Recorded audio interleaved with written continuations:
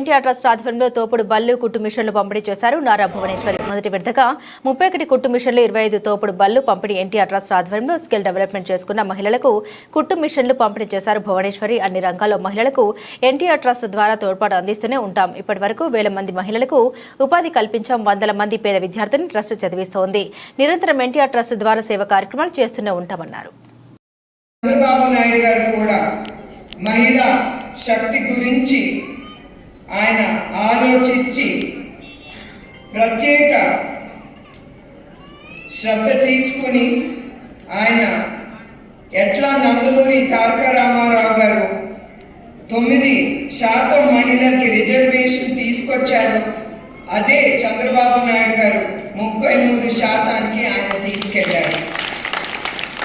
చంద్రబాబు నాయుడు గారు మహిళా విద్య ఉద్యోగులకు 33% రిజర్వేషన్ ఆయన తీసుకొచ్చారు.